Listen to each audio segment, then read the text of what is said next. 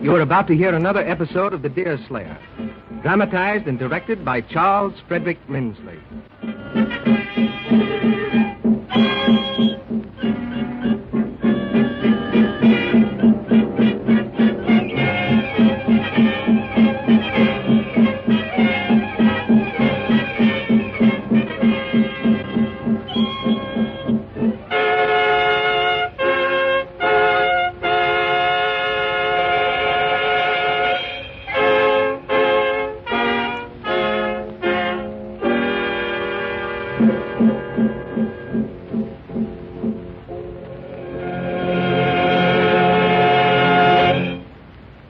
Old Tom Hutter and Hurry Harry, together with Deerslayer, have gone to the shore of the lake to find two canoes they have hidden in hollow logs. The woods are occupied by Indians on the warpath, and this is the only way to keep them from an immediate attack upon Hutter's house in the lake. The canoes are found and set adrift, and old Tom suddenly sights the embers of a campfire. He and Hurry decide to steal upon the encampment and take as many scalps as possible. They leave Deerslayer in the canoe and steal off into the darkness. All is quiet for a few moments, and then Deerslayer is startled by the rifles of his friends, the outbreak of angry voices, and old Hutter shouting to him, "Keep off the land, lad! Keep off!" The present episode takes place at Hutter's lake house. It is just before dawn. Deerslayer has not returned, and the two daughters, Judith and Hetty Hutter, are discussing their situation. It's almost dawn, and Father hasn't returned. Do you suppose those rifles we heard last night mean he's in trouble? I think not, Hetty. They're probably having difficulty in finding the canoes and are still on the lake. Tell me, Jude, was it the canoe only Father wanted? I must be honest with you. They did go for the canoes, but Father and Hurry also want scalps with which to collect the government bounty. Scalps? Oh, Judith, why should they kill people, especially women and children? They shouldn't, but they hide behind the fact that we are at war and that the Indians would do the same to us. Does Deerslayer want to take scalps, too? No, Hetty, no. If your mind were not weak, you could tell as much by his face.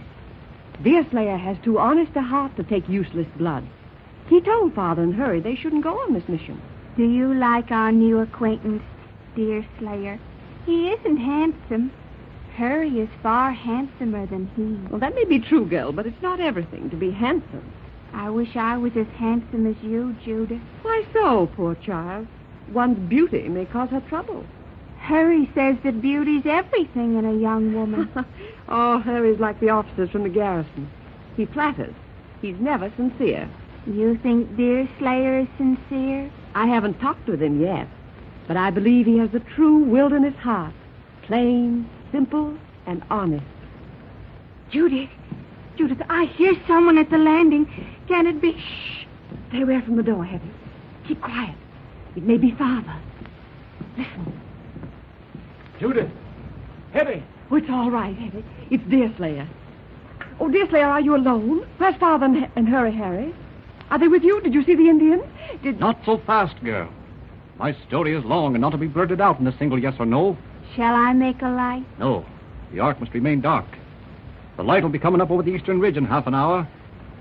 Sit down and I'll tell my story in a few words. It's bad news. Father! He's met with misfortune, and there's no use in concealing it. He and Hurry are in Mingo hands, and heaven only knows what's to be the termination. Did you find the canoes? No, that story's almost as bad as the other one about your father, Judith.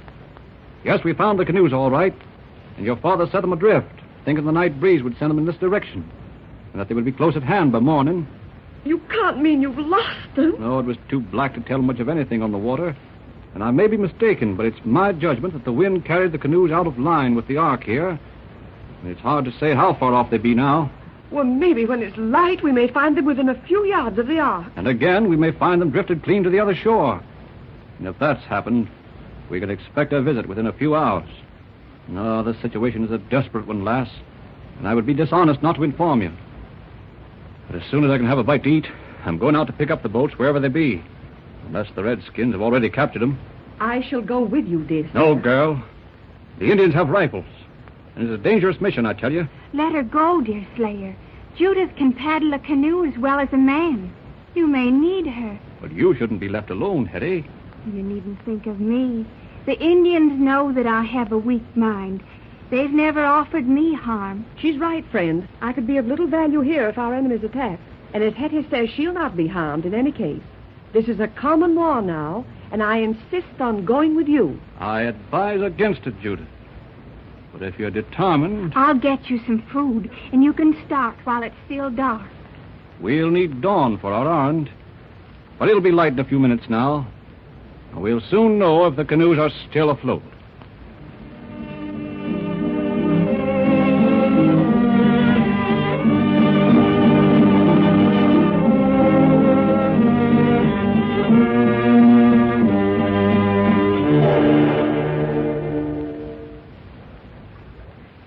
I'll handle the canoe for a while now, Deerslayer. You can search the other canoes. Is there any sign of them yet? They must be near the shore if they haven't been already picked up. But we'll soon know because we've covered every part of the lake except the south end here. If we find them, do you think we'll be safe until the soldiers from the fort come? Soldiers? Why, they may not hear of this affair for weeks. And by that time, the Redskins can build a dozen rafts. But for the present, we'll be safe. What can we do to rescue Father and Harry? I have no plan yet, Judith. Will the Mingos hold them captive? Or... I can't say, girl. They went out on an evil mission. And red men's nature ain't white man's. They may pay in kind. The Lord only knows. But surely we can do something. When Chingachgook comes, we'll have a council. Perhaps the two of us can make a plan. Chingachgook? Who's he? He's a young Delaware chief sent out by his tribe to report on these conditions. I'm to meet him by the big rock tonight at sunset. Do you think this Delaware can be depended on, Deerslayer? As much as I can myself. You do trust me, Judith. You?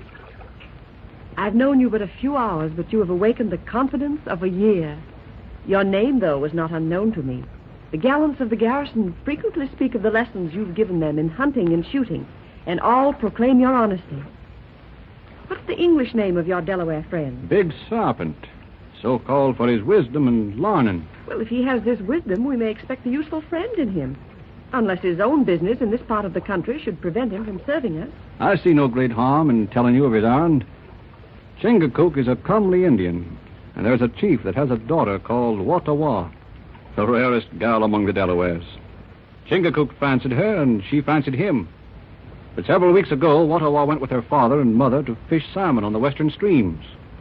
Chingachgook lost sight of her, and then a runner brought a message that the gal had disappeared from her parents, that she had been stolen, and was now with the Mingos, and was to be married to one of the enemy. Well, how does this concern you, Deerslayer? It concerns me as all things that touches a friend concerns a friend. I'm here to help Chingachgook get back his sweetheart. Look, Deerslayer. There's one of the canoes, yonder on that sunken rock about 3 yards from the shore. Good. Pull in close, Judith, and I'll pull it free.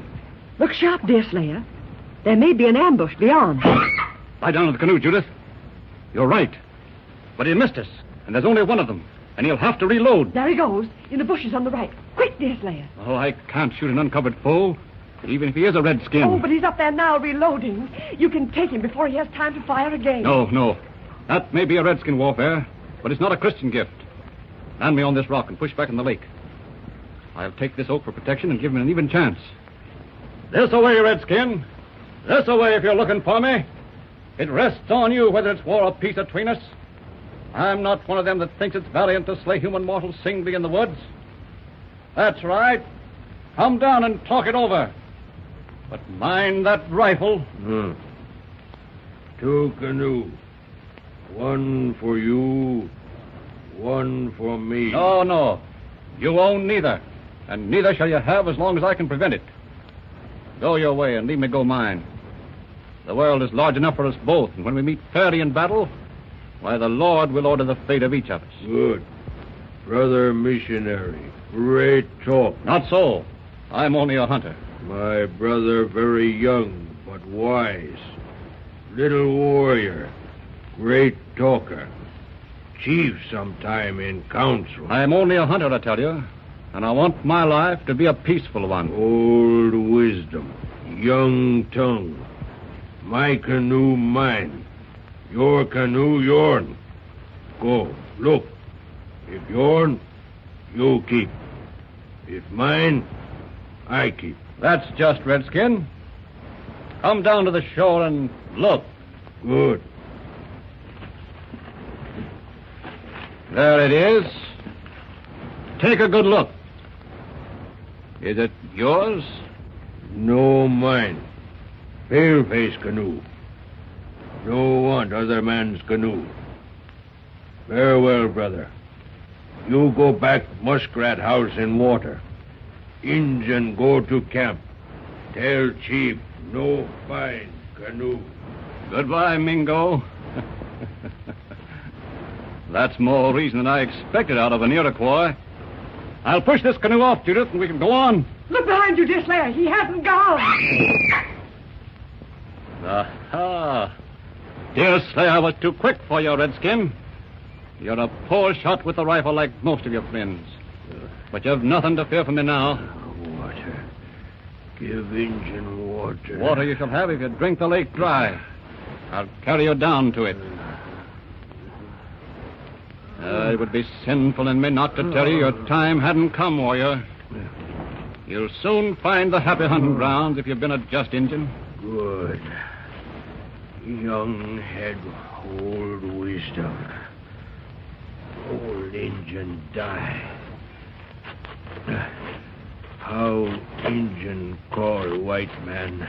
Deerslayer's the name I bear now. Good name for boy. Poor name for warrior. No fear in white man's breast. Eyes heartening. Finger lightening. No more Deerslayer. Hawkeye. Hawkeye. Hawkeye. Is he dead, Deerslayer? I didn't want to take his life, but he left me no choice between killing and being killed. But we'll have to find that other canoe at once, Judith. This man will be found by his friends at any minute, and their fury will drive them to Muskrat Castle in another hour.